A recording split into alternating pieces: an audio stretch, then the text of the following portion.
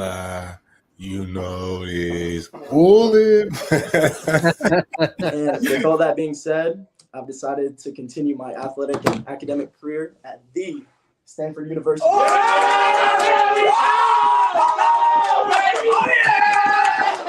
Yes, sir. Network, it means everything to me. You know, back when I didn't have all these offers, maybe like one or two, you know, he was always promoting me, you know what I'm saying?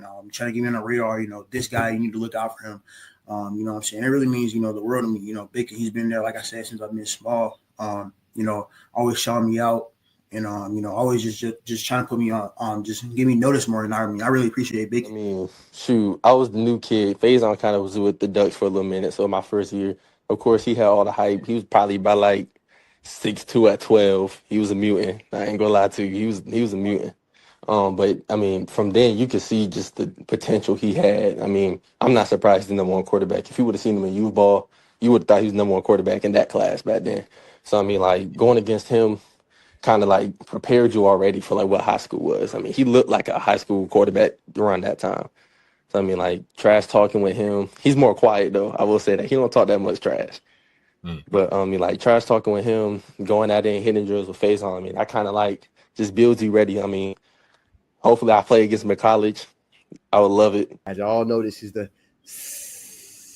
Sizzling News Podcast.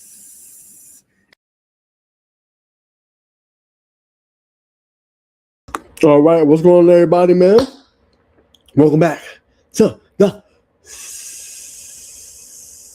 Sizzling News Podcast, man. Y'all know what time it is, man.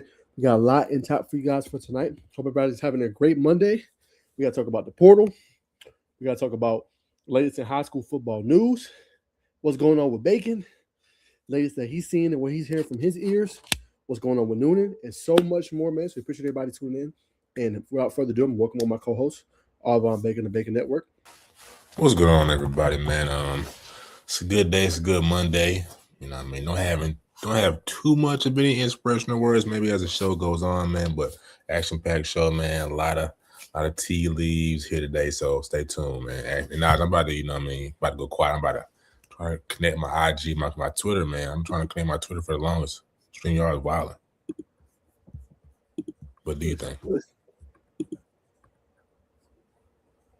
Your phone is we can fix it. You might have to take it off and like try to re-add it. I'll try it again, but I'm gonna put myself on mute so you don't hear an echo. Gotcha, brother. Excuse me, no worries at all, man. So I'll take over as the host. So until Bacon gets his thing situated. But the biggest news, guys, we'll talk about to start off the show, man. John Reid, he officially retires. Obviously, this is big news. Had a winning record with Rome. Was a big part of what they did, what made them successful as a unit, as a team. We know dating back years, they've been to the semifinals, quarterfinals. They've made deep runs under his tutelage. And he is going to obviously retire now. And he's been well known, man. I mean, he's been a big part of a lot of big games out there in Rome and Northwest Georgia. You know, he's had a number of really good players. You look at this past year, Aiden McPherson. You look at Jeremy Winston, Darnell Collins. You know, he's had several guys, Reese Fountain, several good running backs, you know, linebackers. Like, this guy's always been able to produce elite athletes and players. Justin Terrell's another one that I thought about. So sad to see him go, but obviously this is the Georgia high school, you know what I'm saying, football coaching carousel. Like, we see people, you know, move every single year. Last year, the big one was obviously Coach Boone going all the way down to North Side, Warner Robins from Langston Hughes. This year, you know, this is obviously a big one. And then you have Santavius Bryant, who we'll talk about a little bit later here, you know, him going to Gainesville. So massive news. Going to be interesting to see who Rome brings in. I know they're very particular, and he's served in that role for a very long time. I think well more than 3 or 4 decades, if I'm not mistaken. So, you know, he should be very intriguing one to watch going forward. But definitely a big move in high school football. And that's going to be interesting to see who they pick because they're involved in a lot of things, right? They at least, as a bare minimum, Rome is such a big brand, they at least get about 2 or 3 games on high school football television here in the state of Georgia, whether that's Peachtree Sports Network or that's GPB. They're always getting at least a couple games on the high school sports network. So it's going to be interesting to see who they bring in next and who's going to kind of be that cornerstone piece for the Rome Wolves moving forward. No, that's a fact. That's a fact. What it says, coach is the second paid high school coach, or was under Coach Joey King, man. So highly sought after coach. Highly sought after position. Rome is a flagship that hosts a lot of showcases up that way, man. And Rome's they had a string of state championships, early 2010s, mid 2010s. So it's a job that'll definitely go through its hiring criteria and hire the best candidate, man. So, but whoever gets it gonna be happy, man. Guess my brother will be right back, for sure. But interesting to see Coach retire, man. You can look at Coach, doesn't seem like an older guy. You know what I mean? Maybe seems early 50s. That's prime time. So, but man wants to retire. Sound like a smoke screen for a new position. I think that's what it is. That gotta be what it is. That's a lot of time sitting around. Yeah, he's been coaching for a minute. He's been at Rome since 2016. He won two back-to-back state championships when he first started.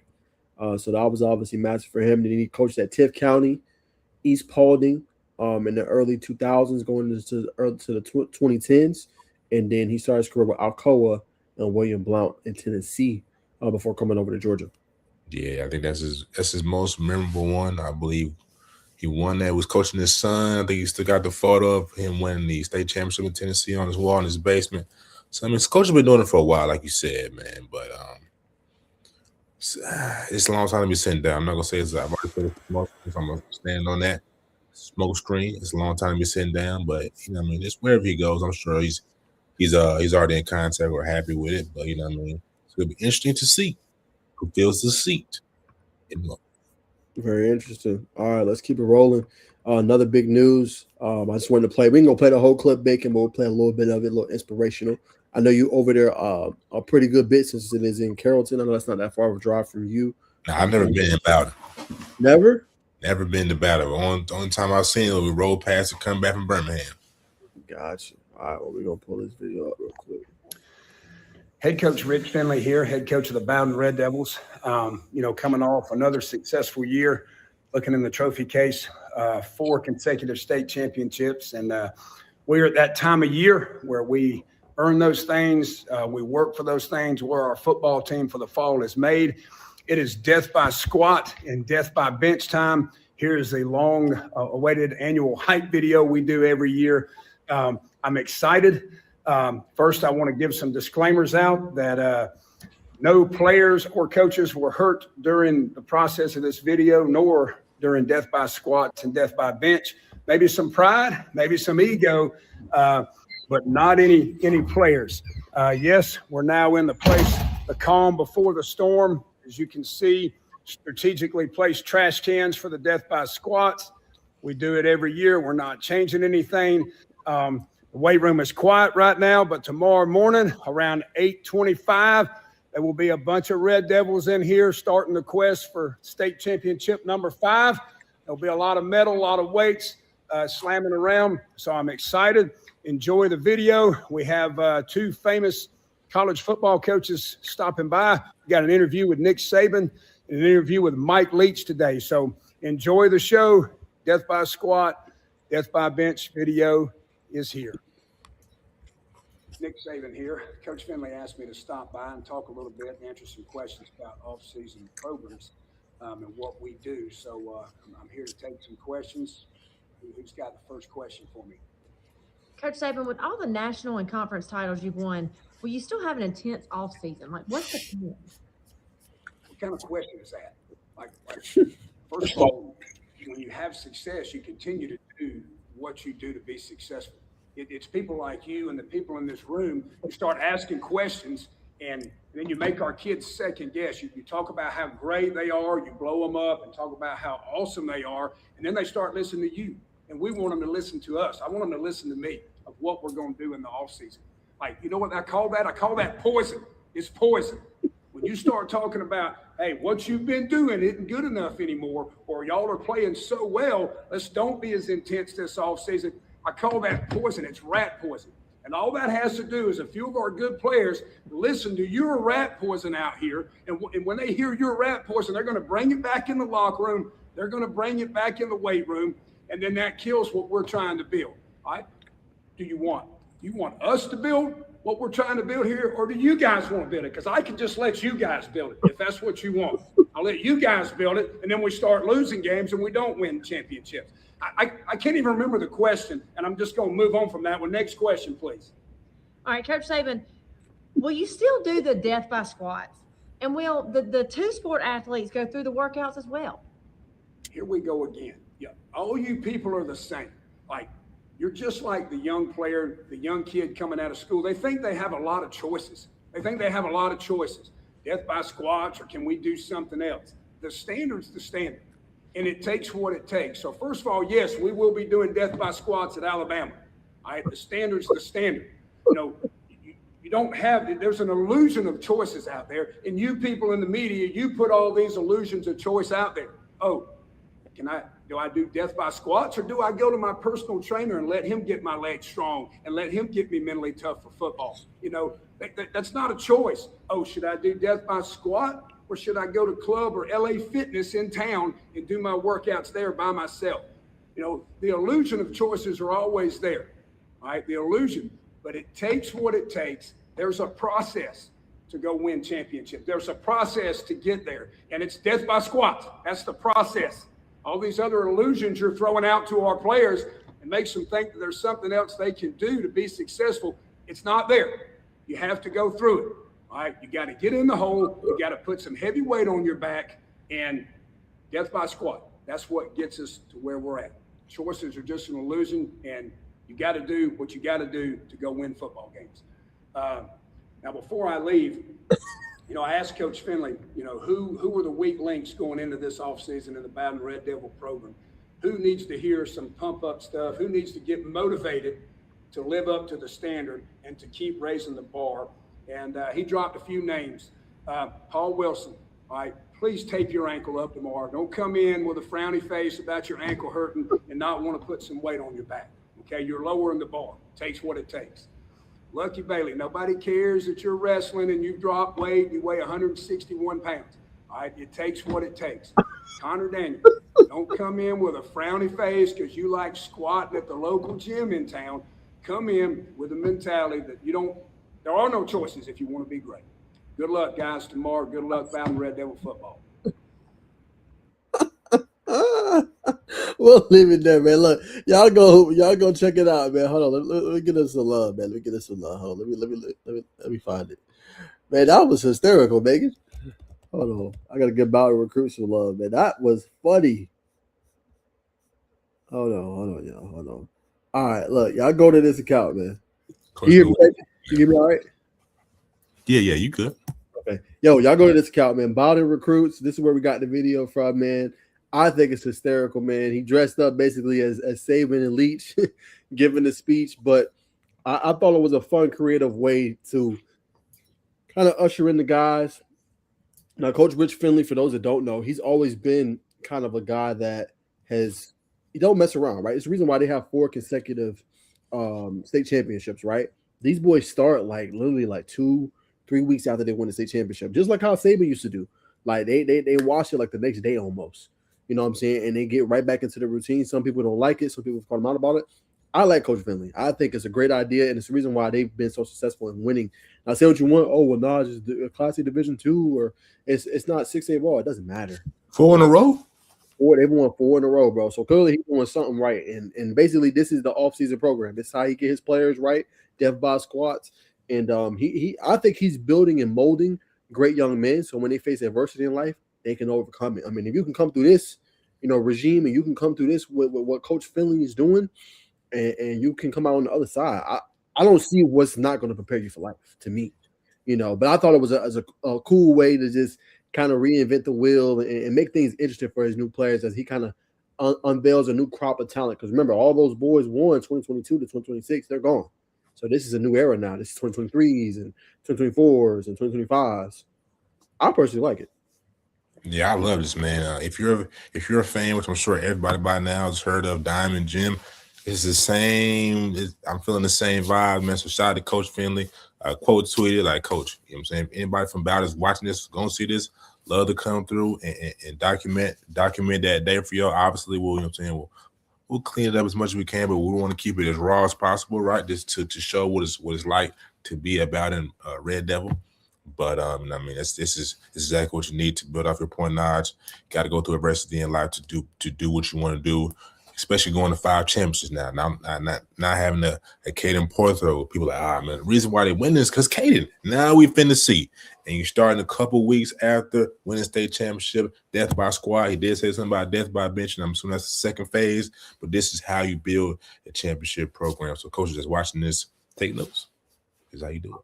I'm with you, Bacon, and everybody just believes it's Caden Prothro or it's no, bro. Like he's been building this for a long time, and the reason they've been so successful, he challenges all his players, and he lets them play both sides of the ball. And it takes more than just one player to win a state championship, as you guys all know. We've seen the influx of talent go to one team, or teams across the state, and they don't win, right? But the difference is this is a collective unit together, and they all bought into one purpose, which is why he's able to get the most out of his players and why they're able to win titles. But like you said, Bacon, it's going to be an interesting season to see, what they're going to be able to do with obviously new classification switch and there being a new classification and not obviously be more competition. But, I mean, who else would you want to be the leader, the figurehead, overseeing your program? To me, I feel like, I wouldn't want nobody else, in my opinion. So you think he should be the highest paid coach in the land of Georgia? I think he should be up there. I ain't gonna say highest paid, but I don't know what Coach Finley making, but he should be like top 5 to me, top 5 or top 10 for sure. You know what I'm saying? I think what he's doing on that prep level and 100%. That's facts. And they're moving them in. Well, they're moving them in. Everybody's moving them in. We get ready to talk about a team that's moving them in. That's not winning as consistently. We just talked about it. But we'll say that for that topic. Yes, sir. All right, let me find my thing because I just lost the page. Hold on one second. I'm going to jump to the next one, Bacon. Sorry. Nah, man. You good. You good, man.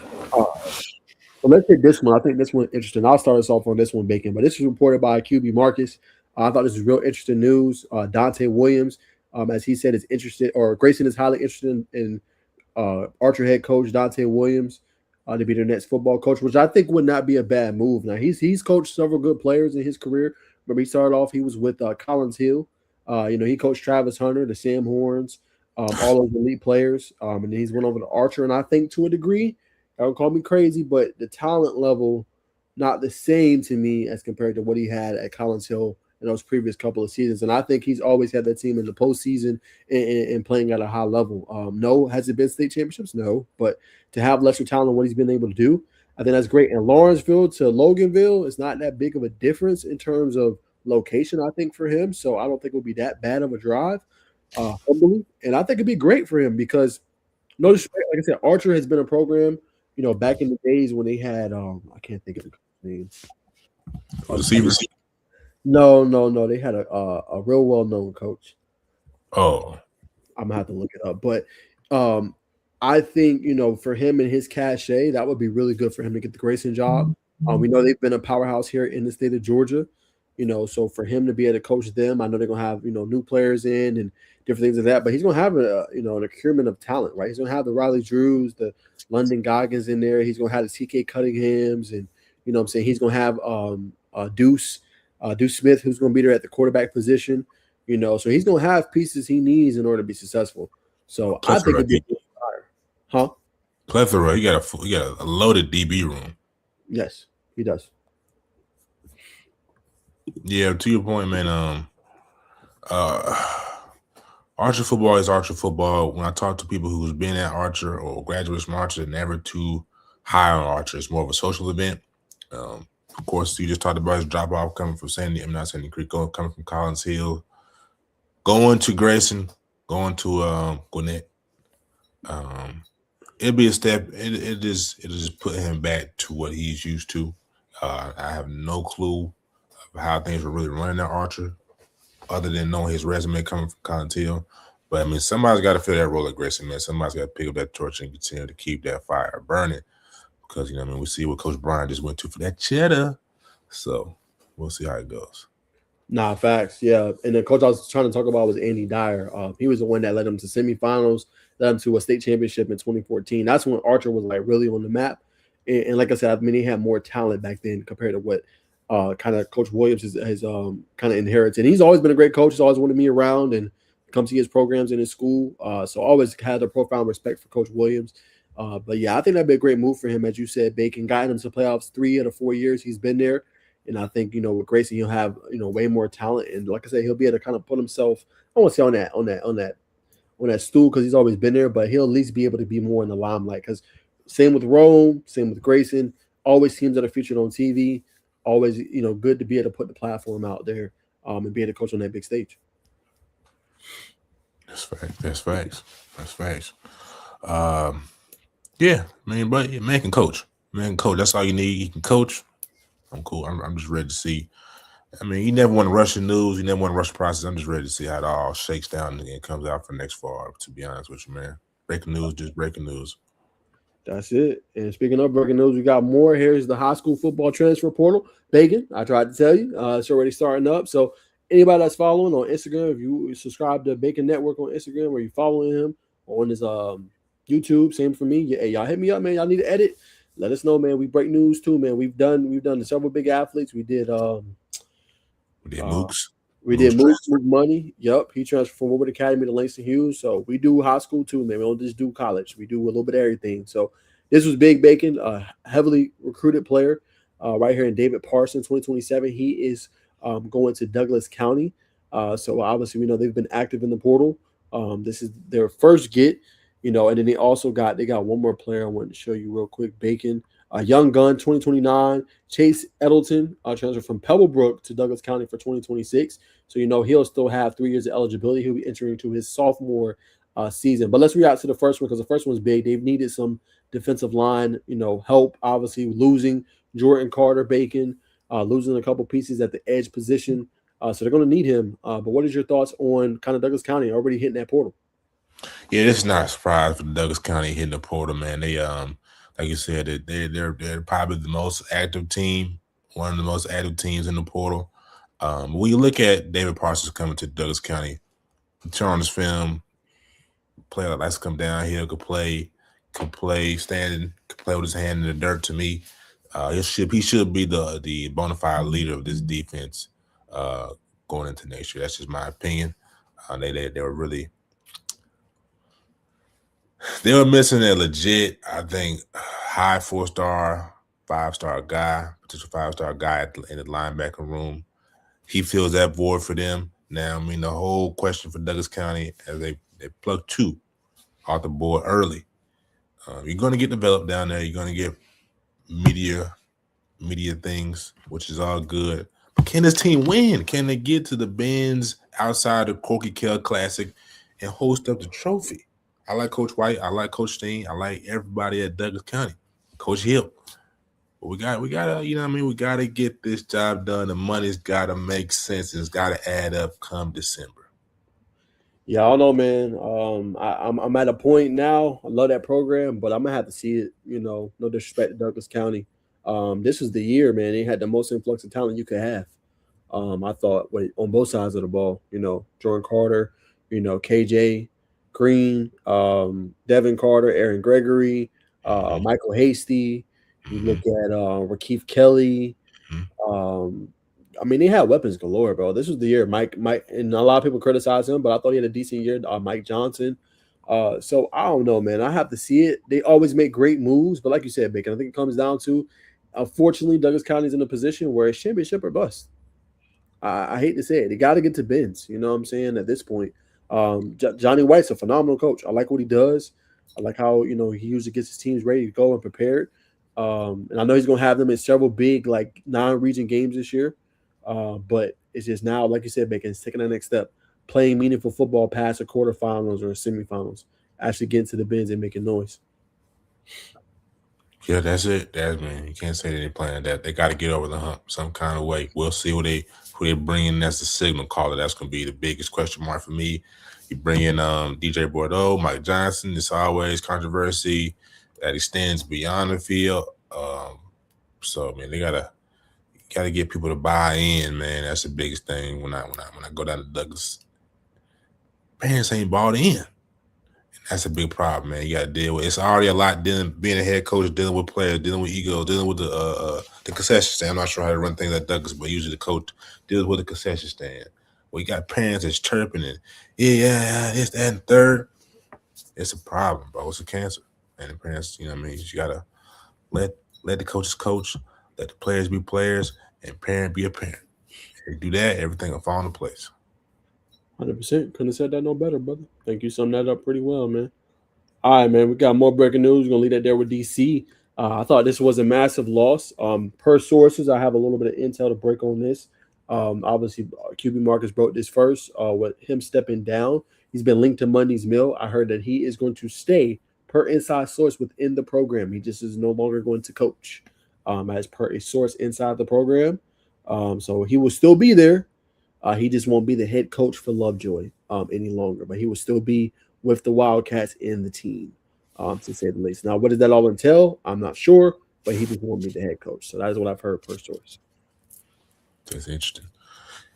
Yeah, I knew you would have some intel. I seen your back door, man. I knew you have something for me, so I didn't do too much research on that. I said, nah, I just got this. I'm just gonna give my opinion. But I know this team has been. They've been on the rise past 2 years. They've been very competitive this year, or the most competitive.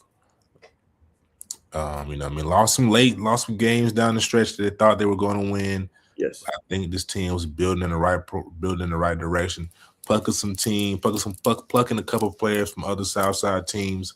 This is an athletic bunch, and to me, we're just a better throw of the ball away from making a deeper run in the postseason. 100%. And like you said, Bacon, as you always say, matchups are everything. So it's tough to go against Rome on the road, all the way up from the south side to northwest Georgia, and pull off a dub. So, you know, obviously all his class, his son graduated, Chad Fairchild graduated, Tim Sims graduated. You know, they lost several big players, you know, so it's going to be interesting. I would say this is probably a rebuild, retool year for Lovejoy. I don't think they're going to probably be as good. Only reason I say that, look at the region, right? They're gonna be in there with Creekside, Langston Hughes, like, you know, that's a tough region to compete in. I think Woodward is in there as well, if I'm not mistaken. So they're in a tough region, Bacon, and you know they do have some good young talent that's coming in and players that's gonna be ready to go. But I think at the same time, replacing him, who's a really damn good head coach, the new coach, they're obviously rebuilding the school, Bacon, redoing the stadium. Got a lot of good stuff going on at Lovejoy, but I think it's going to be a process. Right now, we might look at this team in another year or two when some of this sophomore class are juniors and seniors and be like, oh, damn, there's Lovejoy. But I think it might be a year or two before we see that because it's always growing pains, Bacon, when it's young talent and things like that. I think that'll probably be the case, unfortunately, for Lovejoy. But there'll be some valuable minutes in playing time for some of these young kids. So as they get to those critical years, those 2027s, 2028s, they can start getting on the field and producing at a high level. So you've seen the talent that they have that's younger. Yeah. You can vouch for it. Okay. Yeah, I can vouch for it. I like I said, I ain't gonna say they're gonna win the state championship, but they got a good edge rusher. They got a couple good DBs, some receivers, you know what I'm saying, that can play at a high level. Quarterback position still a little bit of a question mark. We'll see what kind of happens. They got a guy, but they still working through the pains of that. You know what I'm saying?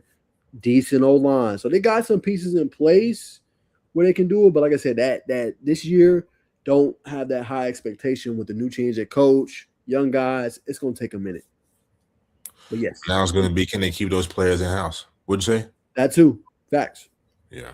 That too. You know what I'm saying? Because you got, like you said, you got a transfer portal. So, and it's going to be interesting to see how Jonesboro looks because that's, I don't know if they're going to be in the same classification this year. I got to go back and relook at the new regions and stuff, but that's going to be big as well. Because like I said, Jonesboro's, they're a rebuilt program. Like you look at Coach Floyd, what he's doing, Coach Syrup and Coach Domo, we know them well. They're going to be losing a lot of their boys, but they got some young whippersnappers coming up too, right? They won the Clayco County championship for the lower grade, right? JV.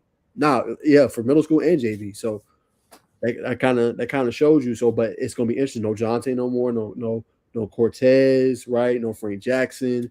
New quarterback. No Ethan Sharp. So those are going to be some interesting teams to watch. But like I said, you're going to probably find a lot of Bacon, during the spring and stuff when we can start visiting some of these programs. But that's kind of the latest on those two.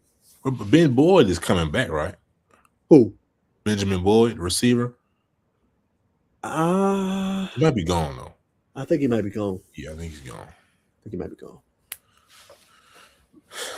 That's it, ladies and gentlemen. Yes, sir. All right, got one more coaching news before we move on. All right, so this is for Johns Creek. They have hired Jason Tester as your new head coach, previously Eastside DC and Fowley Branch head football coach. Now, I will say his units, his teams at Eastside always had a pretty good defensive unit, high caliber talent, played at a high level. You know what I'm saying? And he has good head coaching experience, in my opinion. But Johns Creek's a program, they got money. You know what I'm saying? It's securing that talent, right? They kind of have to go under, I don't want to say under a Milton, but with the facilities they have, I feel like the donors, even the alumni, like Johns Creek shouldn't be as bad as they are. But like I said, a lot of kids transfer out for better opportunities. I feel like the head coach of Room Bacon honestly has been a revolving door, you know, which is tough for the kids and the athletes. And I feel like it's hard. Now, at one point they was playing in you know, TV and the Corkel and doing what they were supposed to be doing, and then kind of got removed off. So they're in a tough spot as a program, in my opinion. You know, but this move should at least try to help them get back into competitiveness, you know, and hopefully starting to accrue a little bit of talent, developing talent. At least could be a competitive team in a classification. That's it, man. I'm not sure. I don't know Coach Tester at all. But speaking to the mindset that you had to be coming into a job, you just got to come in, you just got to come in and reset the culture. That's it. Yeah. Come in. That's it. Period. We'll leave it there, man. Got to reset the culture. So again, this would be an interesting, you know, story to follow. Very interesting one to follow and see kind of what happens, you know, with Johns Creek if they get back to relevancy. You know, but big years coming up for them, and again, a program that usually has some pretty good talent, to say the least, man. So yeah, young man, young coach should be able to resonate with kids, but you gotta understand the media aspect. The media aspect to me is big when you're going into situations of trying to restart something, reset it. You gotta work. You gotta grind the kids, but you have to work that media. People don't see what you got going on. I'm gonna continue to go to other schools with that. period. Yeah, exposure is everything, man. Exposure is everything. All right, man. Let me pull this up. Shout out to Jimmy, brother. Appreciate you tuning in as always. What's up, Okay. fellas? Carver Columbus Stepper. We already know. Dynasty season. Shout out to Bowden. All right, Jimmy. Appreciate you tuning in, my brother. Goof 205. Y'all got a good one in Noah Carter talking about GT. I was hoping to see him get more playing time at Bama, but would definitely ball out for GT. Yeah, they need it. Georgia Tech, the pipeline from Alabama to Georgia Tech has been massive. Joseph Ayanata, Jalen Mbakwe is probably the best guy they got, and Noah Carter, eight tackles this year, 4 solo, 4 assisted. They need a game record. So, you know, I watched some of his film, quick first step, violent, relentless pursuit. They need that on the flats. They've been struggling mightily and just getting pressure and getting, you know, pieces in there that can play at a high level. So this is a big ad for them and what they're obviously trying to do, man. So yeah, 100% agree with you. I did a video on that on my TikTok and YouTube. Definitely a guy that should help them out a lot. 100%. If you don't know, Coach Key came from Alabama. He's from that Nick Saban coaching tree, though. How he's tied to, I mean, I understand he's still tied to the program, but with Kellen DeBoer running the show, it's a little surprising to me a little bit. Not a lot, but a little. Well, let's see how surprised you are of this. Hold on. I know you know this player well, Bacon, so I expect you to have a full soliloquy on this one. I know you've seen him up close and personal, but boom. Breaking news. I know you know who this is, Bacon. Bo Hughley from Georgia to Colorado. I give you the floor, brother. I mean, if you've been tapped into Bo's, or if you were tapped into Bo's recruitment before he committed to Georgia, you know he and Coach Prime have been talking. It just, I think at that time was a lot of uncertainty coming from Jackson. This is the first year Coach came from Jackson to Boulder. And, you know, if you want to go somewhere, you want to, man, I'm going on something uncertain. I can go to Georgia. I know what I'm going to get at Georgia. I know I'm going to get developed, though he said, I think 2 or 3 years. Bo Hughley to me, is a first-round type of talent. You're talking about someone who's 6'6", 6'7", trained and coached by Coach O Coach Larry O at Langston, so he's no joke. He's nothing to play with. So for Coach Prime to continue to check these boxes, I think Colorado is building something nice. But Coach Prime and Bo Hewley have they got a pretty tight connection. If you've been keeping up. All right. So speaking of that, Bacon, let's pull up this move then. What did you think about this? Now, everybody that follows me on my platforms, I know I've reacted to all this, but I do want to get Bacon's take on some of these moves for Colorado. This is another massive one. Everyone said it wasn't worth it with all the offseason problems with him, Bacon. I don't know how well versed you are, but Boo Carter was one of the top players for Tennessee. Coming in, a lot of drama in the offseason, Bacon. Didn't look like a lot of players, several captains, Bacon wanted him kicked off the team for everything that was going on. He's missing meetings and times and all that stuff. Finished his career 63 tackles, 3 forced fumbles, 2 sacks, 3 PBUs or passes defense. I'll say this: when he plays on the field, Bacon plays at a high level, and I feel like he can have that Travis effect, not offensively but defensively for Coach Prime. Not offensively but defensively, and he's a player I think one of the best DBs in the portal besides Jalen Crawford for me. So, do you think he's worth the price of admission, Bacon? Do you think he was worth the money and maybe the potential headache that he could have? What are your thoughts on this move for Colorado? Because it's a massive one. This is a massive move in terms of personnel. This is not a massive move in terms of breaking news, because we all remember there were talks. I wouldn't say it was serious talk, but there were talks about him making a move then. I believe Tennessee flagged it down. I don't know if that was fake news, but I do remember specifically there being some news about Boo Carter talking to Coach Prime. I know they were heavy in his recruitment coming out of high school.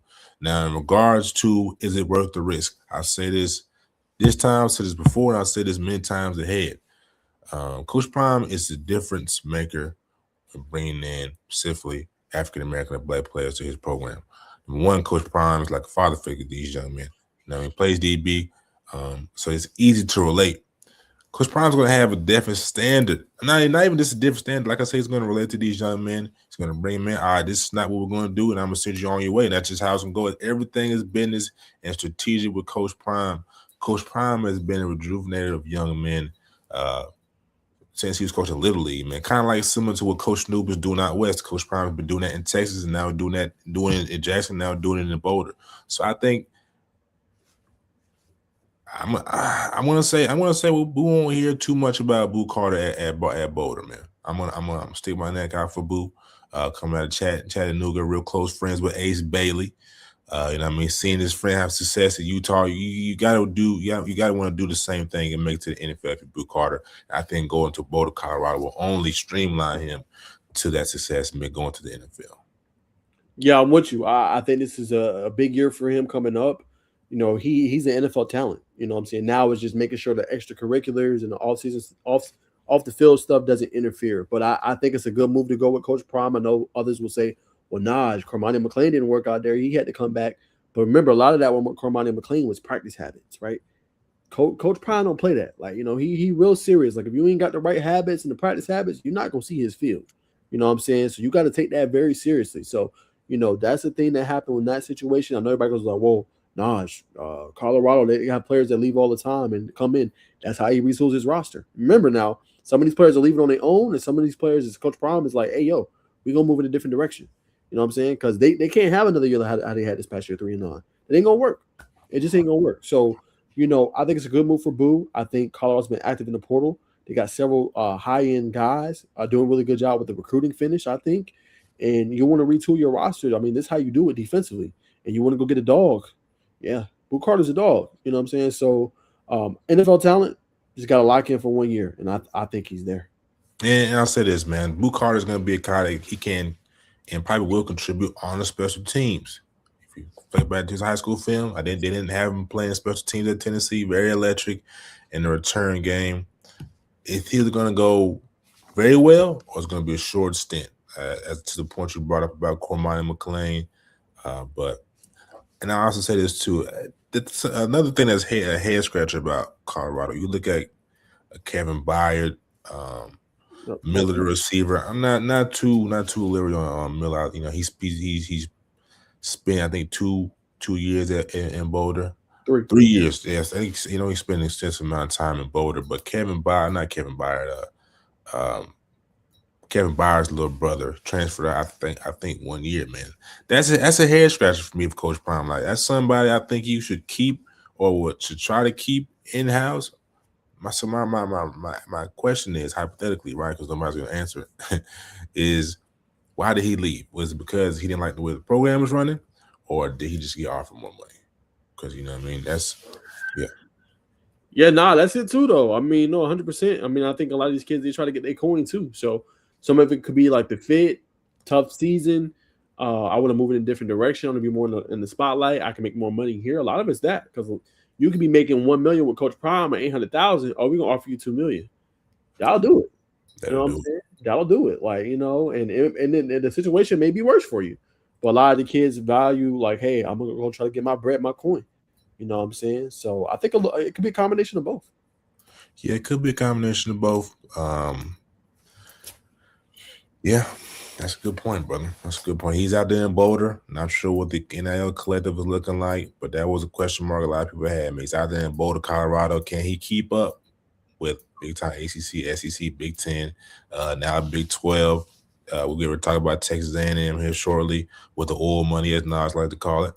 But yeah, I mean, somebody got to start selling some bison steaks or something. You ain't lying, brother. You ain't lying. All right, man. That's another more news before we talk about Texas and Texas A&M. Just players we know, Bacon. You know, that ended up committing elsewhere that we've been following for quite a while. But I thought this was big. Malcolm Simmons. I did an article today on it. For Georgia Tech, a player they should have definitely tried to be after. You know, had a big season, 457 yards, 25 catches, 2 tubs this year. Went off against Alabama. I think he had 143, 3 catches in the tub. You know, so a guy that's real electric and elite. Goes to Texas Tech. Like I said, the oil money is different. Great pickup for the Red Raiders. You look at how they're building and retooling the roster. Is it the same portal class that they had last year? No, but you bring in Brendan Swordsman, you paying him a hefty penny, making $5 million. Lord have mercy. But you go get him a weapon in Malcolm Simmons that can help him out. And I think Texas Tech fans should be excited. No disrespect to their previous quarterback, Brandon Morton, but I think Brendan Swordsman is way better than him.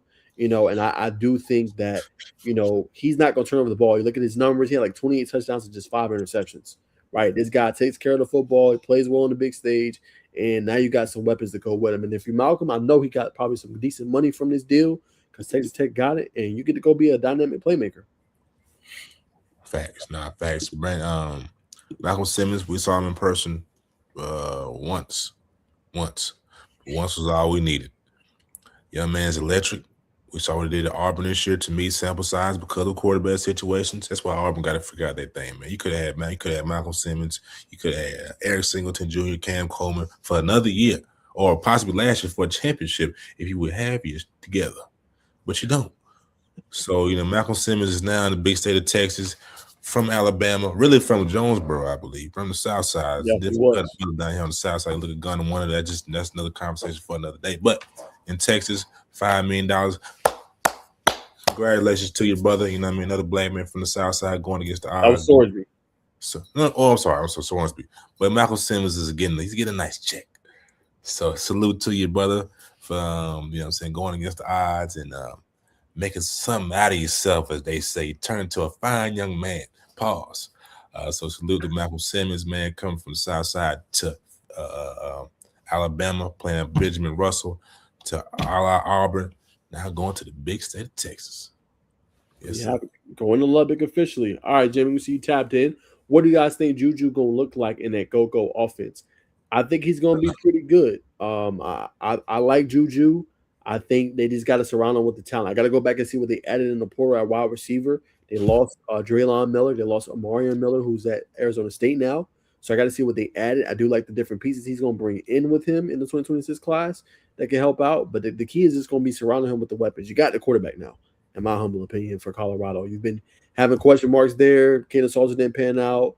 The backup that you had, I think Staub, he didn't pan out. He just transferred out. But I think he's going to look good. This will be a big year for him. Spring's going to give us a good glimpse, a good little early test, good taste to see what he's going to be like. And then I think from there, man, he should take that next step this year. Nah, facts, man. In the world, the future should be sensational.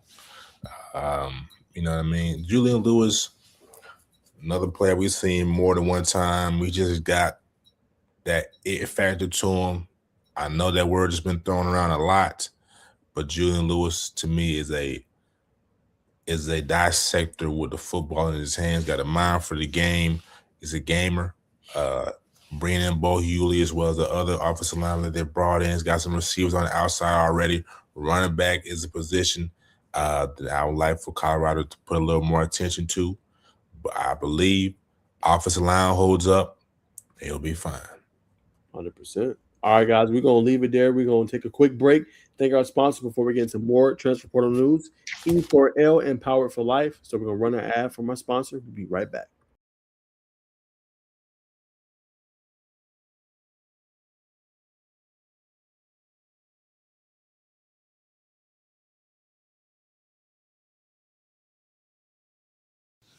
Hey, are you an athlete that needs some help in recruiting and wants to get out there, get some exposure, and be tapped in and aligned with college coaches from NAI to D2, HBCU, all the way to the D1 level? Well, look no further, man.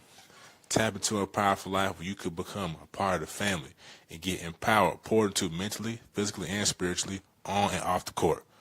Hit that link below and tap in and get some exposure and be empowered for life. All right, there you have it, man. Empowered for Life. Get it down below, man. Shout out to all of our sponsors. EmpoweredForLifeAthletes.com/contact. And remember, if you guys want to be a sponsor of the show, make sure you guys hit us. All of our contact information is down below at Najeh Wilk on all platforms, at najehwilk@gmail.com. Also, Bacon Network 47@gmail.com, and Bacon Network on all platforms. So y'all holler at us if you want to be a sponsor on the show. Appreciate Mr. Tingle for supporting us and everything that we do as we continue to try to grow this platform for everybody, players, athletes on the high school and the collegiate levels. 100%, brother. If you're in the chat, if you're watching, man, get on your phone and say something in the chat for the people, man. But appreciate you as always, brother. Yes, sir. Appreciate that. All right, we got more news. Let me see if we got any questions on Instagram, Bacon. I did send out a poll. Give me 1 second. Yeah. See if anybody asked anything. Okay, this one is from Wesley. Yep, shout out Wesley Powell, man. He said Carrollton reloading with Jamie Lee.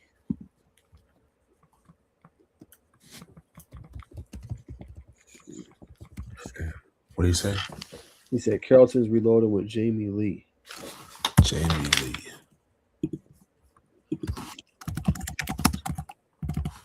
Football. Jameer Lee? I think that's what he's talking about. Yep.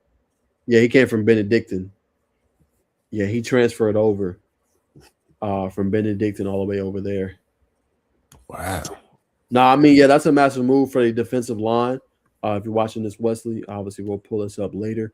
But yeah, no, I mean, massive move for the defensive line, everything they're trying to, build and going forward for Carrollton. We know the trenches have always been good. You look at Zakai Helton, he was big in the state championship game. But yeah, Jameer Lee, he's a 3-star prospect. Really good pass rush, good lower body extremities, and being able to use his hands to get past people. Good lower body strength. So yeah, I think with him moving to Carrollton, that'll only help him. And you look at the development of some of the guys on the defensive line, Caden Spratling, right? He tore it up in the state championship game. Like they did what they were supposed to do. Him as Zakai Helton, CJ Gamble. So when you look at kind of a factory and producing talent and developing it, Carrollton is in. I think, like you said, I think that's an elite get for their program. Is only going to help them moving forward. Has anybody posted this anywhere? I don't see it on his Twitter. I haven't been on his Instagram. It is on his Twitter. Here is the post. I will pull it up for you guys. I even asked him if he needed me to make a graphic for him because I know if I would have did it, probably would have went stupid. But he got 51.2K, so that's decent. But he says, I have transferred to Carrollton High School after previously attending Benedictine Military School. I'm excited for this new chapter, grateful for the foundation Benedictine gave me, and ready to grow both academically and athletically at Carrollton, class of 2028. So he will be a junior this upcoming season. That's interesting. Yeah, I think it's an exposure move. Benedictine is a fine program. It's all boys school. It lets you know everything you need to know. It's a lot of dog. It's a lot of not coddling. I'm assuming at Benedictine, which is good. I think that's why you saw Damian Guyton go down there, get that final tune-up before he reclassed. But coming to Carrollton is just an exposure move. We're going to play at least 1 or 2 national games, get on TV, 3-star, probably a 4-star at the end of the year, just the politics of the game. But it's a good move for not just Lee, but Carrollton as well. Period. Thank you, Wesley. As always, we'll post the response on the story so you can see it, brother. We appreciate all of the engagement as we continue to try to grow, brother. So appreciate that. All right, back to the college football transfer portal. Bacon, I got to get your reaction to this. I know we're going to talk about the game, and I can't wait to get your reaction from the games this past weekend. But damn, that's a hell of a move again for Dan Lanning. I mean, I think 3rd consecutive year, Bacon, he's hit on a college football transfer portal quarterback. I'll take you back, Bacon. Hit on Bo Nix from Auburn. We've seen what they was able to do a few years ago. This past year with Dante Morris, his quarterback, UCLA, he was in the Heisman conversation at one point. Kind of tapered off a little bit towards the end of the year. Didn't have his best game against Texas Tech. Didn't really have his best game in obviously the Peach Bowl in Atlanta. But talk about hitting on a guy. I think Dylan Raiola is how you do it. And I'm surprised because I thought Raiola was going to go out east again, and go with either Louisville or ACC school, maybe even Virginia. But obviously it fell through. So now Dylan Raiola, very interesting to say the least. He is going out west again, where he's originally from, I think, Arizona, and will be playing for the Oregon Ducks. Yeah, I thought it was coming out east too, man. I had already locked it in my mind. All right, well, he's out west, but I mean out east. But this is a big gift for Dan Lanning. I'm sure, Raiola. You can smell that Nike contract. Uniforms look nice. You got tired of that Adidas. Can't blame him. I like Adidas. But it's a similar thing we talked about earlier in the show on the high school segment. Dan's got to get it done in the big games. He's got to get it done in the big games. No, don't leave too much because you got to break down your reaction later. All right, for sure. Yeah. All right. That's your reaction, though, man. Oregon getting Dylan Raiola again. I would say probably one of the top quarterbacks. That was still available. So a really good gift for Dan Lanning. But like Bacon said, got to win the big games. We'll talk more on that point a little bit later on in the show. So stay tuned for that. All right, let's see other major. All right, Bacon, we got to talk about it, brother. Oh my Lord. Texas was cooking, but hot fire and fish grease yesterday. We're going to start with one of the moves, Hollywood Smothers. Now, Alabama fans is pissed about this one because he committed to Alabama, even enrolled in class. But apparently, Bacon, he never even signed. Never signed on the dotted line. Texas got in that thing. Said, come on now. And Texas get Hollywood Smothers, 957 yards rushing last year, 6 tubs, one of the best backs in the ACC, let alone the country. This is an elite get for Texas. And they also got Raleek Brown from Arizona State to pair with Hollywood Smothers. And 4 of their former running backs have hit the transfer portal. C.J. Baxter, who found a new home in Kentucky, also had Contravian Wisner as well, who was a big part of their success in 2024 when they had Quinn Ewers as the quarterback. Alabama. You got a good freshman coming in. So, I think it'll be fine. You definitely want to get some insurance money. But nonetheless, it's a big move. Sark, obviously that Texas money is deep down there too. What's the name of that? What's the name of the cow? Who? Bevo. I'm talking about, Bevo, man. Apparently they haven't killed any of the Bevos since the first one, due to the depression. But whatever stakes they're selling, you get a nice return on investment. Hollywood Smothers going to Texas is going to be tough. I think Arch Manning might give him a champ. Might give him a chip next year, brother. It's looking nice. All right. Hold your horses. We got to talk about the other move too. Hold your horses. Hold your horses. All right. Hold your I'm horses. Bevo, brother. You got give me 8 seconds. Now this one right here. Oh Lord. Hey, I told you though. I told you about this. I told you about that move. And you Yeah. like, oh, I told you this made too much sense because like Arch Manning has not had a wide receiver one. I don't care what no Texas fan got to say, bro. I don't care what y'all got to say. Parker Livingstone, who they told to go hit the portal, he ended up at Oklahoma. Like, you go look, Arch never played with Matthew Golden. Arch never played with them receivers that Quinn Ewers played with, right? Night and day. No disrespect to DeAndre Moore, who's in the portal right now, unavailable. I think Georgia Tech should go after him and try to go get him. You know what I'm saying? No disrespect to none of those guys they had. This Ryan Wingo. Ryan Wingo ain't this man right here. You know what I'm saying? Night and day. You got an 80-20 ball catcher right here.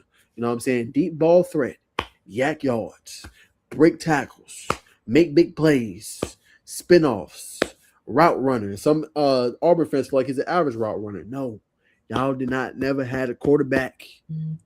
So for Arch, who just torched Michigan in that bowl game with over 360 and some change, yeah, he got him one in Cam Coleman. He got him one. And like you said, now you can see your point, Bacon. I do agree. It's not here a bust. Now it's early in the offseason. It's early, Bacon. But it's not here a bust. You get him, and then he's got Rasheed Biles from Pittsburgh, who had over 100 tackles. And I know you've seen that game what Pittsburgh did to Georgia Tech. Him and Kyle Lewis, Lord. Man, it wrecked that game, bro. Come on, bro. So now you tell me a linebacker, you got a game record with Colin Simmons on the edge? Lord. And then you got probably one of the best true freshmen DBs in Grayson Littleton. You can move all over the field. Lord have mercy. And then you got two to three more offensive linemen that re-signed up. Yeah, okay. Natty or bust for Texas. Natty or bust. Natty or bust. Facts. Signetti. We'll see if you can do a repeat. Nah, Texas should win next year, man. Place your bets early. You know what I mean? Get on prize picks, whatever.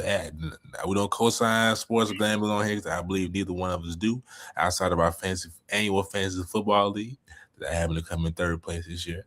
Congratulations, brother. You got you some coins finally. Congratulations. We don't congratulate third place, brother. We definitely What? we don't congratulate. We only congratulate first place, brother. Brother, I got the money back that I put in. I was being kind. I said, "Hey man, thank you for the money." All right, come on. I appreciate it.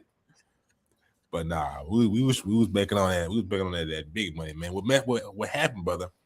I don't know how it happened, honestly. I had Devontae Smith on my bench for some scrub. Playing for Minnesota. I said, I clipped myself. I was hoping it wouldn't matter.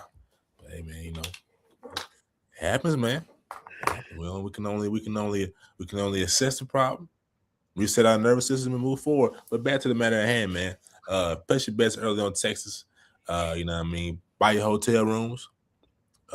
Do everything you can. Book your flight if you got it. Because these boys going to the chip. I'm on the bandwagon. Yeah.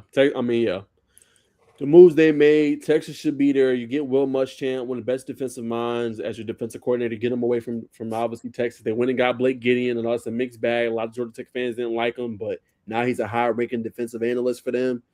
And he got that 1 year of experience with Georgia Tech. Yeah, Texas is going to be a problem. Man, Blake was good, man. They hating on Blake. They didn't like him, you know what I'm saying? But I thought, well, what he had, he did what he could. You know what I'm saying? He did what he could. But, yeah, Texas is going to be a problem next year, for sure. For sure. All right. Bacon, let's talk about this one, man. This is very interesting. You know him well as well. This is Justice Haynes, formerly played at Alabama, transferred over to Michigan, high school days, played at BT before playing that final year with Buford. Kid was explosive, ran for over 800 yards, 10 touchdowns before he went down with an injury. Jordan Marshall, they re-signed, so he hit the portal. But the crazy part is he's hit the portal, Bacon, with a do not contact tag, which basically already means he knows his next destination, right? Now, Georgia Tech has been linked in this conversation, Bacon, and I'm going to go and put it out here, and I'm going to get your reaction. If Georgia Tech lands him, yeah, I like that. Yeah, put it just like that. Yeah, I like that. Put it back. If Georgia Tech lands him, you look the hell out. They're going to be a goddamn problem. I don't care what nobody says. A problem. You know what I'm saying? Because when healthy, that's a home run hitter right there. A home run hitter. He don't miss. Him and Malachi Hosley in the backfield, and you got Jalen Mbakwe. Lord, you just gonna need probably about two more pieces in that wide receiver room, pass catcher room. I mean, that's gonna feed families right there. You know what I'm saying? So we're gonna see what happens. We haven't heard nothing. Did hit the portal, but he one of the best backs available right now. And if you Georgia Tech, you want to change the trajectory of your program. You want to get to that 10-win threshold. That's fact. You go get a guy like this. Now, for Georgia Tech fans that says, nah, she's not worth $3 million, man. Look, y'all just got two anonymous donations worth $10 million a piece. Sometimes you got to make moves like this, man. You got to make moves like this. You want to take that next step, man. And last thing, I'm throwing the Bacon. Remember, y'all is in Atlanta, and it's Georgia Tech. Now, why do I bring that up? Yeah. Do you know that 1 in 3 people that graduate from Georgia Tech is a millionaire? Think about all the CEOs, top corporate people. They've come from Tech. So, Georgia Tech really a sleeping giant. Because all they got to do is get a couple of donations from these people. And they're right back on the map. They could be a Texas Tech. You know what I'm saying? They could be a Texas A&M in the portal. Why they can't? They got to start donating, obviously, into the Alexander Dart Fund, which is the NIL fund. And I guarantee you, if you start seeing big donations like that, look the hell out. Look at Indiana. Mark Cuban, alumni. Donating money to them. This is what you got to do, brother. This is the new, exactly. This is the new college football. The Tech alumni, y'all want to see our team get back to what they was doing in the 90s and winning them 4 national championships? Y'all got to start donating. You know what I'm saying? Got to start donating. Period. Listen, man, I can't trust no team that let Rudy or Rudiger, you know what I mean, get a sack on him in the championship if you see the movie Rudy. I only brought that up because I've seen that movie for the first time this weekend. But in all seriousness, this would be a big get, man. That'd have your old grandpa sit up straight, have his sleep.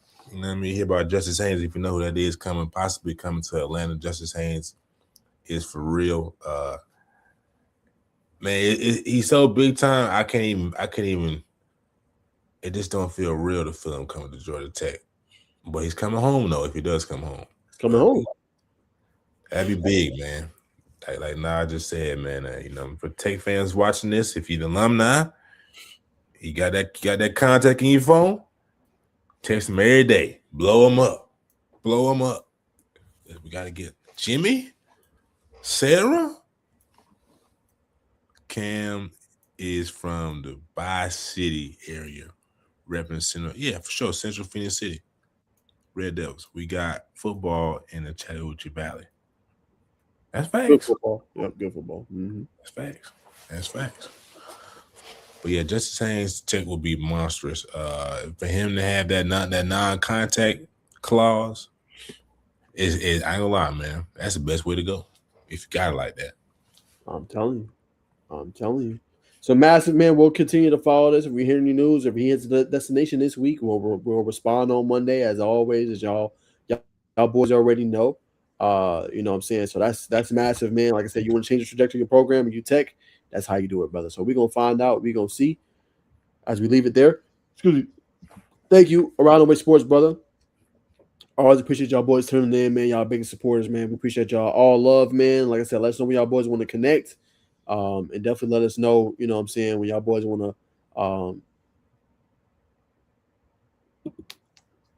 let us know when y'all want to connect and let us know when y'all want to tap in again, brother. Let me say, Najeh, you say there like a Columbus ninja.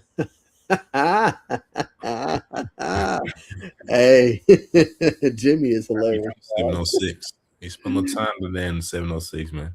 Yeah, man. I don't mind coming down there, man. I just got to get some connects out there in Columbus, man. Just got to connect with more of the coaches, man. The more coaching connections you have, brother, the better. Because we see coaches go from high school to college to position coach to head coach, man. So really trying to expand it, man.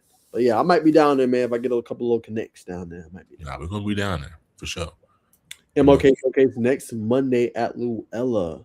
Y'all boys want to collab. Ooh, okay. Got to see. Bacon usually works, brother, so he might be tough for him to go. Well, I'm not too far from where I'm at, but I might have to check it out. See what I got going next Monday. If I'm free, I'm gonna definitely hit y'all boys and see what's popping. First of all, MLK Day should be a national holiday. We should all have our work on MLK Day. That's neither here nor there. That's facts. That is facts. All right, Bacon. It is your time. Hold on, let me pull up this graphic for you so you can get your reaction on, because I got to get your reactions from these playoffs, brother. Mm-hmm. Pull it up. And then we got to get your game picks because the Natty is next Monday. So we got to do that as well. Hold on 1 second. You good.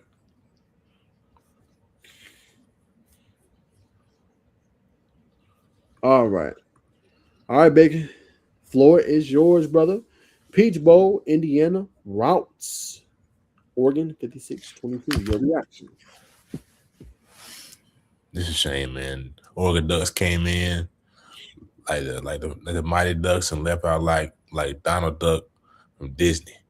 The game was atrocious. They couldn't stop the run. They couldn't stop the pass. And they got garbage time touchdowns.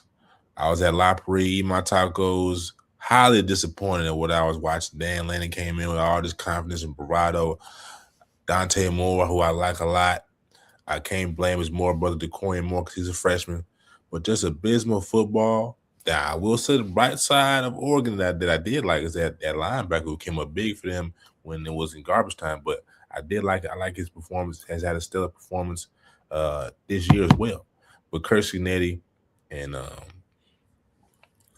from Fernando Mendoza, the boys look unbeatable, man. Good luck to you and your Hurricanes, because y'all gonna need it. But y'all defensive line could be the equalizer. I like our weapons, but y'all gonna need it. Facts.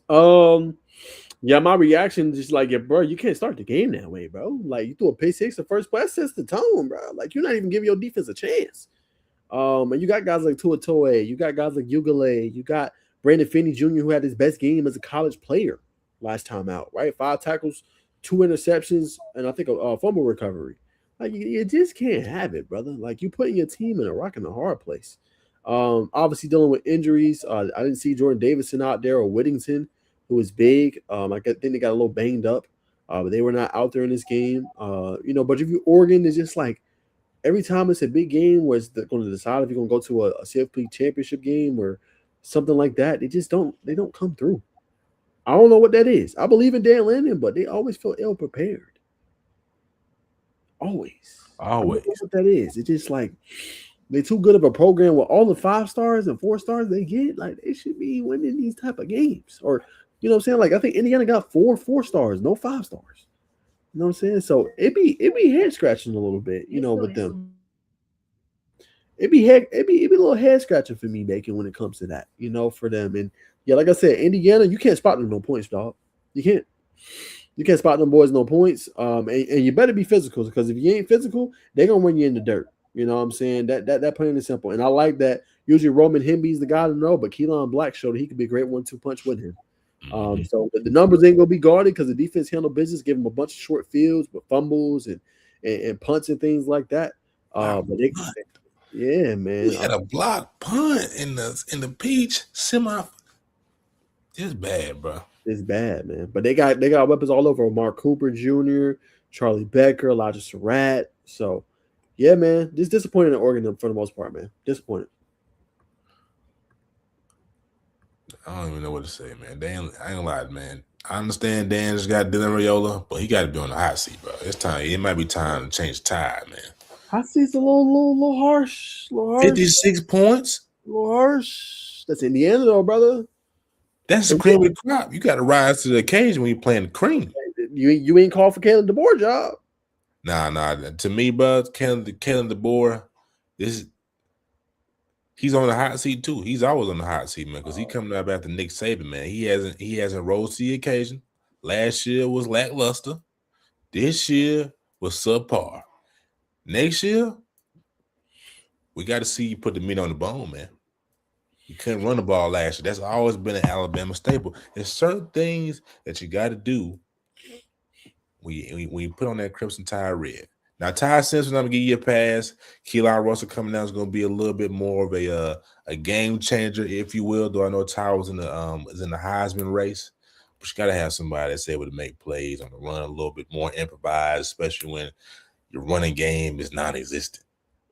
And that was their biggest problem. That's all Alabama fans were talking about, which is why they were excited about the Hollywood Smothers move, because they need backs. The offensive line has to play better, but yeah, they need backs and they need a running game. When Alabama plays good, it's their running game. And it was not good this year, unfortunately, with Jam Miller and Daniel Hill. They needed more consistent and they needed better than what they've been having it so far. I'm glad you brought that up. That's another thing, man. Camp ain't tight. Man ain't signed. You out here sending news to On 3. Man ain't signed. Nick Saban would have never done nothing like that. Man, you gotta get it. Might well just let him go now, man. Camp ain't tight. You got people. Oh, what? Okay.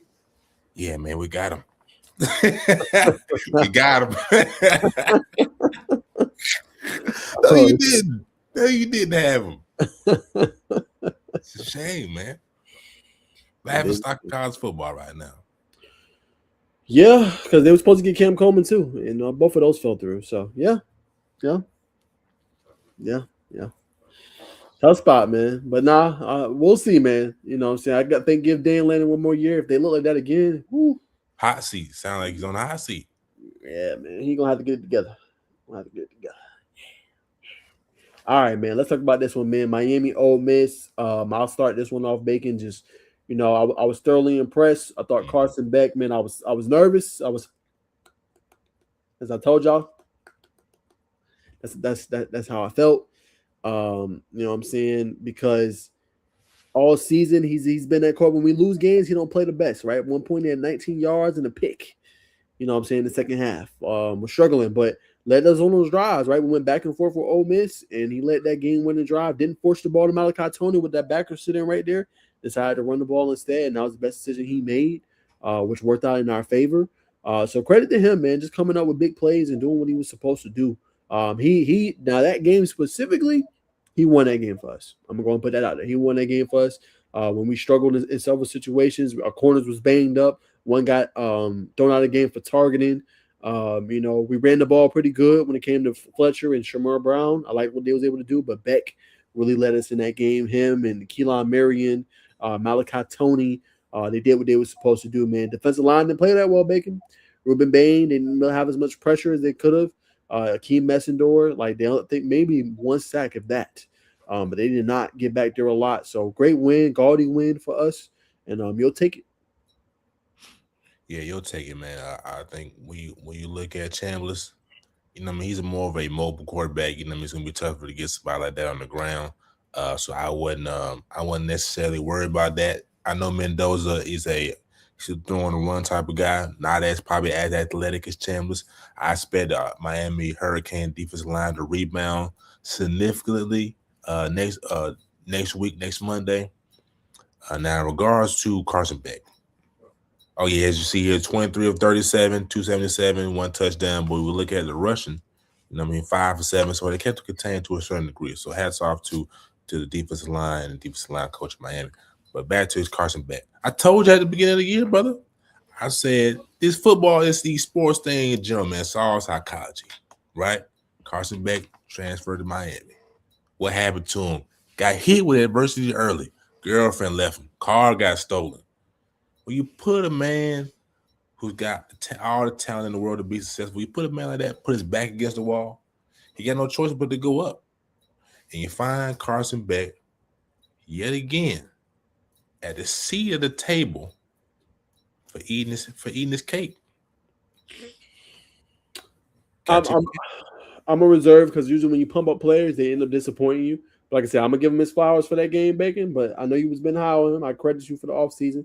I need to see it one more time, right? Before I fully get the flowers and rendezvous and round of applause, I need to see it one more time. And you're going up against a damn good defense in Indiana. So I do give him flowers for this game. The full, I was wrong. I got to see what you do in the national championship game. But he that's why I have 2 interceptions. Yeah, but he ain't been the sole purpose. That's what I said. He won that game, but when you look at Texas A&M, he didn't win that damn game. Yeah, there's that damn defense. 7 sacks on his. You know what I'm saying? They won that game. You feel me? Who else did they play? We just talked about Ole Miss. Who did they play before that? They played Ole Miss and they played Georgia. Nah, they didn't play Georgia. Ole Miss beat Georgia. I'm sorry. Who did Miami play? Ohio State. That game. Yeah. He was the X factor though. You know what I mean? What's plays, couldn't show up to play. Yeah, but that defense was getting after Julian Sand. You know what I'm saying? So they've been kind of winning despite him a little bit, but that game there, I give him his flowers. He won that one. We'll see. I mean, I can't say that I'm expecting y'all to win. I've already said I think Indiana's going to win, though I didn't think y'all would get this far. Nobody did. Nobody did. It's okay. Nobody did. I'm glad though, because then you can put some damn respect on the ACC. And I hated watching. Yeah, man, I hated watching First Take because Miami, they're really an SEC team and an ACC by. Like, stop. The Said that, SEC is Steven? not what it was. Yeah, Ryan Clark said that. Like, bro, what are we talking about? Like Ryan. Yo, stop. The SEC ain't what it used to be. Everybody has cake now. Everybody has alumni fund. Everybody has NIL. Everybody has revenue share. It ain't what it used to be. The SEC has to adjust now. They ain't been to the national championship in 3 years. Three There's years. 2 teams in there though. 3. So enough. Or 3, No. 4. They have 4 teams in the playoffs this year, right? And how far did they go? But that's more than any other conference. I wonder why, Bacon. Touche. Okay. So, So don't have a problem with the SEC. SEC is cool. But y'all try to act like, oh, well, Big Ten is way below and the ACC is way below and Big Ten can't compete. Like, enough. yes, enough. Enough. All these teams can compete, bro. All these teams can compete. And I have respect for the SEC, but stop acting like SEC, ACC, Big Ten. No, it's this. It's this. It's this. Anybody can win. Anybody can win. So enough. I just had to get that out. Sheesh. Nah, well said, brother. Well Enough's said. enough. All right. Now, let's talk about this matchup, and then we're going to get to a round of sports question because they asked a good one in the comments. Let's break down this matchup, Bacon. Miami, Indiana. I'll start us off, breaking down the matchup. Who going to come out top? Look, it's pretty simple. They almost got a force Fernando Mendoza had like his worst game, pretty much. You know what I'm saying? They're going to have to batter and bruise him. They're going to have to plaster them receivers, and they're going to have to slow down the running game. You know what I'm saying? Bissandi, guys like Ruben Bain, Akeem Messendor, they're going to have to be on them all night. And they're going to have to play with a level of physicality like they've been playing all damn year. Because that's the only way you're going to beat this This Indiana team plays like an Alabama team. You know what I'm saying? They're very physical at the point of attack, and they maul your ass. So you can't come in here all soft. No, they're going to have to come in this thing ready to go. Ready to go because they're not playing around. And they're going to have to limit the big plays defensively, get pressure on him, and force some punts. Simple as that. And they're going to have to adjust in the second half when Kirk Cincinnati adjusts. Offensively, do not turn over the ball. I'll say it again. Do not turn over the ball because you give him a short field, he going to make you pay. Period. He going to make you pay. Get Mark Fletcher, Shamar Brown involved as much as you can. If they shut down the running game, Beck, the national the natty is in your hands because that is all plausible. That can all happen. They can shut down that damn running game. Beck, you go beat us. Now, for Beck, you've won 6 AP top 25 games this year. Much respect to you, brother. Last time we did that, we won a natty. You're going to have to do it again. And it might be a situation where you're going to have to slice and dice. Now, D'Angelo Pons on the outside is elite. All Big Ten. He is him. We're going to need Malachi Toney to win on the slot and on the inside because likely Pons is going to follow either Marion or CJ Daniels. JoJo Trader needs you to step up, right? Tight ends need you to step up. But Tony's going to be the X factor because he's in a slot and it's hard as hell to double the slot. If we get one-on-one coverage, we're going to have to eat off that because we can't eat on one-on-one coverage. We're in the damn world of trouble, especially if they stop our run. Can't be one-dimensional. Stick with the run, 3-4 yards, take what the defense gave you. Period. If you can do that, got a shot. See, that's another thing where Beck's got to be on his P's and Q's. I know you remember that seam, Tony up the middle of the seam. Beck caught a little pressure. I'm not sure why he threw the ball a little left. If he threw the ball more, he threw it left. He threw the ball more vertical right. Touchdown. I know you remember it was like third quarter. Yep. You got to hit on those things. If Malachi Toney is an X factor, you got to hit on those things. I expect Miami to be clicking on all cylinders. Beck is the X factor to me. It all runs through Beck. I think everybody else will be dialed in. We already know what Indiana's gonna do. Now I was this close to giving y'all the dub just now by flipping my decision. Well, I can't forget about Cristobal having this coaching debacles. We remember what he did last year. Cam Ward, was it Pop-Tart Bowl? Where they lost a couple years back. He's blown some games at the end. And Cignetti's from that Nick Saban tree. Very tough. So it's Cristobal. What's that? So it's Cristobal. Chris, I understand, but you know what I mean. Signetti be on the sideline like this, looking at that playbook. You know what I mean? He a little more locked in. You know what I mean? So I expect Signetti to out-coach Tobal. Though I like Chris Tobal, does a lot for the players that I cover. You know what I mean? But I like Signetti, man. I like Signetti. I respect it. What's your score prediction? The guy around the way says 35-24 Indiana. 35, I think it may be 35-24. That's not a bad score, brother. That's not a bad score. I'm gonna go for more of a theatrical game. I'm gonna go let's go 35-33. 35-33. I'm gonna go 28. No, 31-28 Canes. You know what I'm saying? I gotta roll with my team. 31-28 Canes. But all I'm hoping this is like not similar to the Ole Miss game, but I don't want this to be a butt whooping. Like I want this to be a back and forth. Like, damn, this is the best natty we didn't have in a minute. Like both teams throwing haymakers, making plays. Like that's what I want to see, bro. This is the natty. This is for the nitty gritty. This is for it all. I want it to go back and forth. I want an elite contest between two former Saban disciples. And I want them to throw haymakers at each other. That's what I want to see. I want to see a good damn game, back and forth. And there's a lot to this game.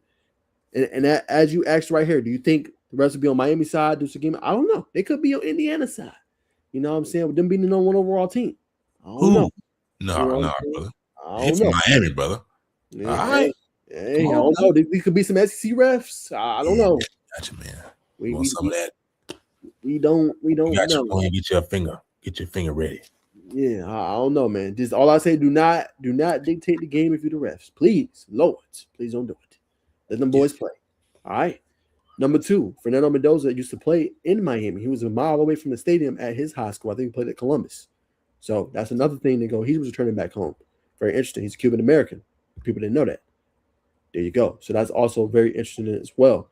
Jimmy Cassidy agrees with you. Beck had to get back to Florida. Now he's in his element. Come on now. Florida water. Come on now. He out there eating he out there eating Cuban sandwiches. He good. Yeah. Is the SEC really the powerhouse of college football still, or would you say no? No, it's not the powerhouse. No. I told y'all this. No. SEC is not the powerhouse no more.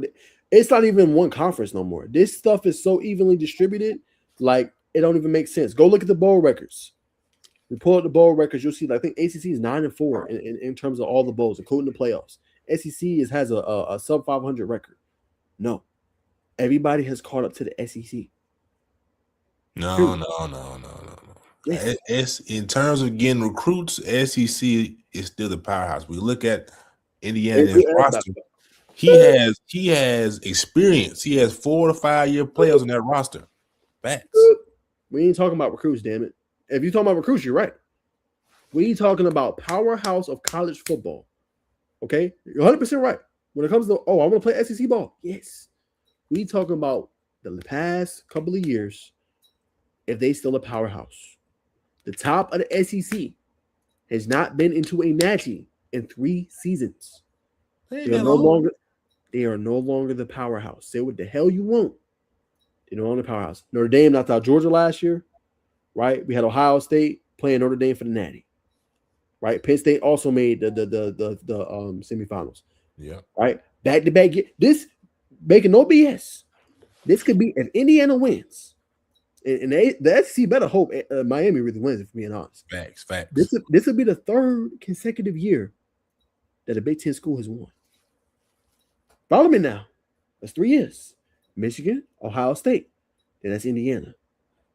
Okay? That's all I'm saying. They're not the power anymore. It used to be. They still get the top recruits. But the last few years, that's saying something. You still got the hearts and mind of the youth. That's big. But I agree with you though. If Indiana wins this, I think that'll change it. I think, oh man, that's because it's Nick Saban, Signetti. Man, I'm going because a lot of people forget. Indiana was in Julian Lewis's top schools. And like, Indiana, why is he in Indiana? He did nothing. That's why. Well, to be honest, in that recruit, we weren't even thinking highly of Indiana, if we're being honest. Facts. Yeah, Indiana? What? Doing that money now. Right. So, good point. It's going to be a lot to talk about, but I around the way now. I don't think so, bro. You know what I'm saying? And that's not to say, oh, well, the SEC can't compete. Obviously, they can compete. But, bro, next year, y'all got 9 SEC games. Y'all beating up on each other now. Mm-hmm. Now, ACC got the same thing. Big Ten has been had it. But 9 SEC games? By the time I get to the playoff, y'all going to be better than Bruce. At that point, all them injuries. Hey. You know what I'm saying? That's all I'm saying, man. I think people just caught up to the SEC. They ain't saying the Big 12 and then caught up. I ain't saying that. But remember, when the SEC wasn't winning chips, Bacon, who was those teams that was winning? It was the damn ACC. Clemson's was in there winning chips. Florida State's was in there winning chips. Yep. That's why I don't understand why they disrespect the ACC so much. Like, the ACC hasn't went toe-to-toe and beat the SEC for a chip. They have been inconsistent. They have the last few years, 100%. But let's not forget the history now. That's facts. That's all I'm saying. Put your money on Texas for next year, guys. The SEC's back. Hey, this might be, man, the moves they making. Haymakers. No, I'm just playing though, man. It's the parody of college football. It's another. We're in the golden era of college football, man. I hope just we're all taking this all in, man. It's not NFL football. One day we're gonna wake up and you're gonna. Yeah, it is. With all the paid now, and a lot of people don't like their kids getting paid, it's definitely pretty close. You know what I'm saying? In terms of just the allure. And that's why I cover it. Like, I was even having a discussion with my pops. I was like, why you cover like college football? I was like, just the fandom. It's hard to, compare. Like, NFL is elite. I love the NFL, but compared to like how crazy fans are, how much they be into it, you know how quickly you can grow in college football compared to NFL? Facts. And if you know what you're talking about, you know the players, and man, them fans, once they start supporting you, locked in. Rocket. That's a fact, bro. So I love CFB, man. It's nothing like it. The playoff game, like, I almost want them to expand. Some people don't want the expansion, but the playoff games are so fun, bro. Like, you know what I'm saying? I've loved all the games for the most part, besides a couple blowouts, have been fun to watch. You know what I'm saying? The Miami's Ole Miss, the Miami's Ohio States. Those games have been fun. You just got to get the best 12 in there. You know what I'm saying? I love Group of 5. Get one of them in there. Cool. But they ain't on the brand level yet of all these top teams just yet. But get the best teams in, bro. Get like Notre Dame should have been in over, you know what I'm saying, James Madison. Like, you know what I'm saying? Like, stuff. Texas should have been in over, you know what I'm saying? Like, get the best teams in. We want to see dynamite. We want to see Arch Manning on the road, going to Texas A&M, or on the road, going to Tennessee, coming out with a dub. That'd be crazy. Okay. Tennessee. Come on. Feed us the popcorn. That's the whole point of you hosting the games on campus for the first round, is to get it a playoff-like atmosphere. And we've seen that shit has been dynamite. Oklahoma was off the chain. I don't even know how the hell Alabama came back. But that's what we want to see. Give us that. And the ratings going to go through the roof. Period. Nah, facts. Facts. Golden era for sure. And I like how the rivalries, so you get to see some old school rivalries kind of come back into play. I like that too. Facts. All right, y'all. That's going to do it basically, man, for all of our topics, man. We're going to hit our questions now before we get up out of here. Najeh, you like Aaron Follow to Florida. I don't know much about the GT transfer. Yeah, man. So for Follow, Bacon is still in this. He feels like if Follow would have played more, he would have stayed. I think it's all about rapport and relationship. I think he has a strong relationship with Buster Faulkner. They lost like 5 players from Georgia Tech to Florida. I don't know if you knew that. Luke Harpering, who's a Georgia Tech legacy, his pops played basketball. Matt Harpering, 3 seasons, has his jersey in the Raptors. He left for Florida. Harrison Mortar, offensive lineman, left for Florida. Right? Bailey Stockton, wide receiver, left for Florida. You know what I'm saying? Aaron Follow obviously left for Florida. So he got all of those players to come down to Florida. Now, all of them might not play now. You know what I'm saying? The wide receiver core looking a little crazy. But I think that he wanted him to be his quarterback 1 in the new regime under, obviously John Summerall. So not a bad move. You know what I'm saying? He's played some big games, won some big games. They upset Miami, number 4 Miami. I don't know if you remember that. My Hurricanes at home. When we had Cam Ward, number 1 overall pick, who was undefeated, number 4 team in the country at the time. That's when we kind of spiraled a little bit out of control. He upset us, and then he won a road game when Haynes King was hurt with his torn labrum. NC State Thursday Night Football.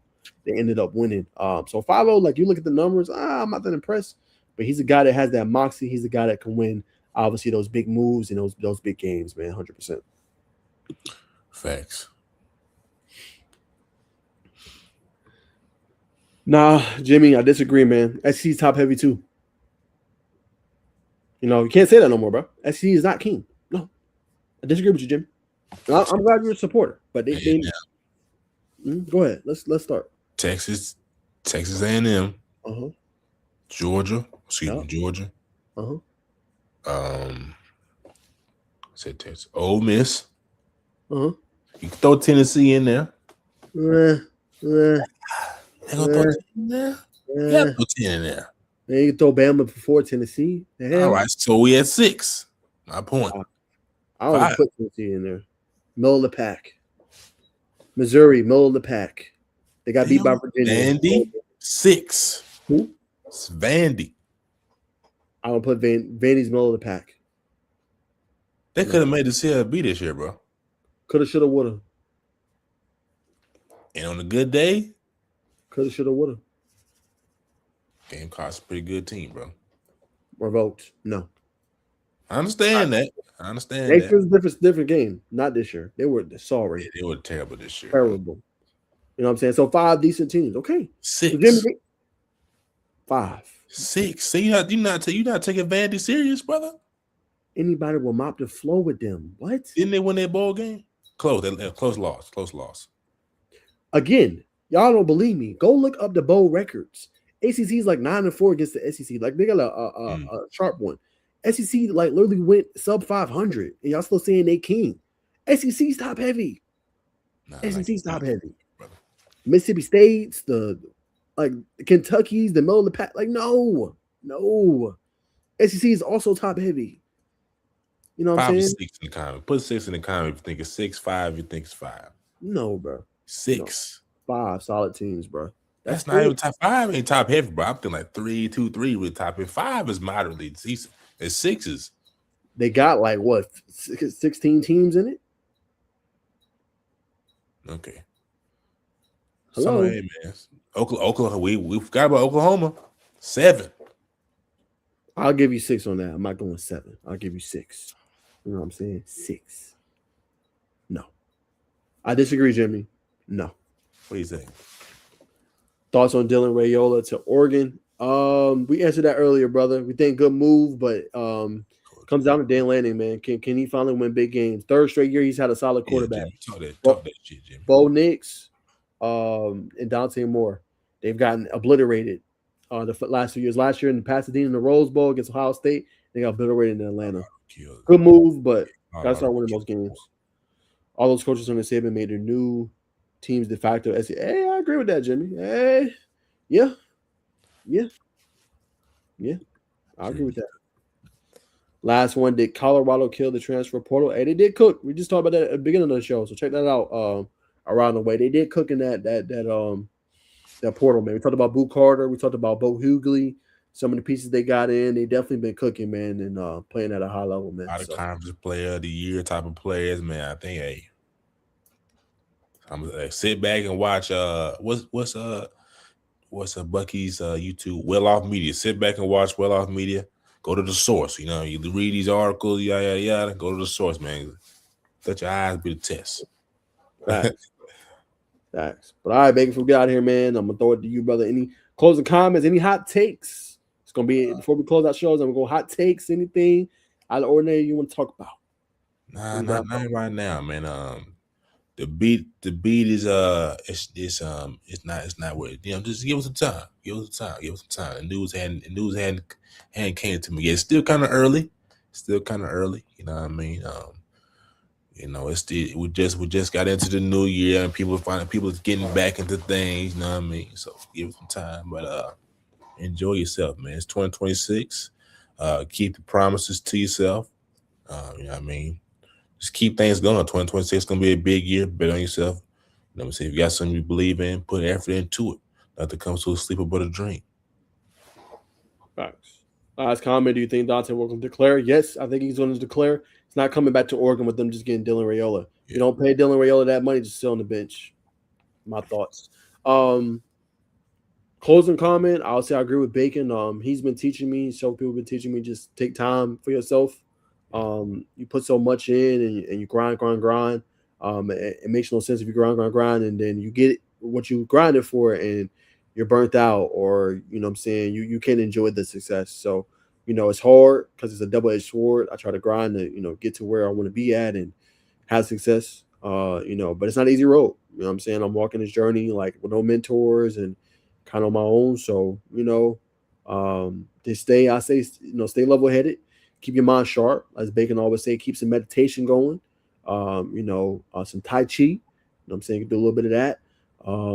Be at one with yourself. If you need inspiration, follow, different YouTubers, earn your leisure, get in your word, if you believe in God. If you don't, what I'm saying, try to find people that inspire you and motivate you, that can help you along your path and your way. If you feel stagnant, sometimes you got to leave your hometown or where you at. Even if you could take a day trip, like just go see something new experience, right? Go and see your relatives, whatever it is, do something that you're going to enjoy to kind of help reinvent yourself, get that spark. I think that's key in 2026. We're only 12 days in. The year's going to go by fast, y'all. Fast. It's going to go fast. So if you got a workout goal, you got a career goal, you got a business goal, go do it. If you want to be around like-minded people that think on the level you think of, start surrounding yourself with like-minded people. Go to different things. You can go to seminars, right? A lot of people are always like, oh, I'm going to go to this club. I'm going to go to this. As you get older, start trying to better yourself, reinvent. Go to tech seminars, man, in Atlanta. Atlanta's a hub. Atlanta's a hub for so much stuff. It don't even make sense, right? Atlanta's a hub for sports, media, tech, business, entrepreneurship, crypto, whatever. Look up Atlanta events and whatever you're interested in, art. You know what I'm saying? And surround yourself around those people so you can get your foot in the door of where you want to be at in life. So, Man, he said plain, man. Go ahead. I ain't mean to cut your wisdom, brother. No, you good. So I just say that as a close up, man. Y'all make sure you obviously do all that. And you know what I'm saying? Like I said, chase your goals, man. 2026, man. And like I said, you don't always have to move. Like Bacon said earlier in the show, telling people everything you're doing. Move in silence too. You know what I'm saying? Like I had a big goal this past week. I sent it to Bacon. Me and him real tight like that. Me hitting the leg press. I could have posted on IG. Chose not to. Right? It's my progress. You know what I'm saying? So everything you do, you don't have to show. So stuff you could just keep, kind of to yourself and document things, so how you've been progressing. But everything ain't for the world. Everything you do ain't for everybody. Saying sometimes you got to just move in silence. Like lasagna. And this last thing on that, man, the way he said, I know Najeh well, I know myself well, man. So at this stage in our careers, man, we're like, I'm not gonna say we're the OGs, but we know at the age we're at, man. We got some young bucks that's been watching us, have been studying every move. Because I was the same type of way when I was coming out of college, coming out of high school. And when you're not working, somebody else could be working. So it's a fine line between that dead zone. You gotta